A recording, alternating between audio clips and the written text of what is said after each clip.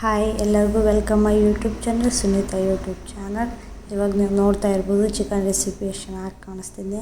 ಅದೇ ಥರ ತುಂಬಾ ಟೇಸ್ಟಿಯಾಗಿರುತ್ತೆ. ಇದಕ್ಕೇನು ಜಾಸ್ತಿ ಟೈಮು ಬೇಡ, ಜಾಸ್ತಿ ಇಂಗ್ರೀಡಿಯೆಂಟ್ಸು ಬೇಡ ಈ ರೆಸಿಪಿ ಮಾಡೋಕ್ಕೆ. ಒಂದು 5 ಇಂಗ್ರೀಡಿಯೆಂಟ್ಸ್ ಇದ್ದರೆ ಸಾಕು, ಬೇಗನೆ ಆಗೋಗುತ್ತೆ.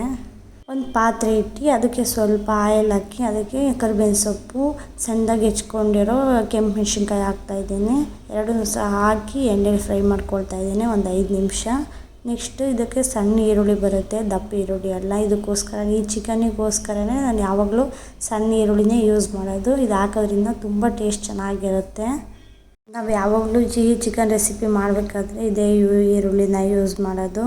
ಈರುಳ್ಳಿನ ಸಹ ಹಾಕಿ ಸ್ವಲ್ಪ ಕಂದು ಬಣ್ಣ ಬರೋವರೆಗೂ ಫ್ರೈ ಮಾಡ್ಕೊಳ್ತಾ ಇದ್ದೀನಿ. ಇದಕ್ಕೆ ಸ್ವಲ್ಪ ಉಪ್ಪನ್ನು ಸಹ ಹಾಕಿ ಶುಂಠಿ ಬೆಳ್ಳುಳ್ಳಿ ಪೇಸ್ಟ್ನ ಹಾಕ್ತಿದ್ದೆ, 1 ಸ್ಪೂನು. ನಮ್ಮ ಮನೇಲಂತೂ ಶುಂಠಿ ಬೆಳ್ಳುಳ್ಳಿ ಪೇಸ್ಟು ಯಾವಾಗಲೂ ರೆಡಿ ಇರುತ್ತೆ. ಯಾಕೆಂದರೆ ನಾವು ಜಾಸ್ತಿ ನಾನ್ ವೆಜ್ ಮಾಡೋದ್ರಿಂದ ಅವಾಗ ಬೇಕು ಅಂದ ತಕ್ಷಣ ಪಟ್ ಅಂತ ಮಾಡೋಕ್ಕಾಗಲ್ಲ ಅಂತ ಒಂದು 2 ದಿವಸಕ್ಕೆ ಆಗೋಷ್ಟು ಮಾಡಿ ಇಟ್ಕೊಂಡಿರ್ತೀನಿ. ಇವಾಗ 1 ಸ್ಪೂನ್ ಅರಿಶಿನ ಪುಡಿ ಹಾಕ್ಕೊಂಡು ಫಸ್ಟೇ ತೊಳೆದಿಟ್ಕೊಂಡಿದ್ದೆ ಚಿಕನ್ನ, ಅದನ್ನು ಸಹ ಹಾಕಿ ಮಿಕ್ಸ್ ಮಾಡ್ಕೊಳ್ತಾ ಇದ್ದೀವಿ. ಇದು ಸ್ವಲ್ಪ ಬೇಯಲಿ ಅಂತ 1 ಲೋಟ ನೀರು ಹಾಕ್ತೀವಿ ಅಷ್ಟೇ.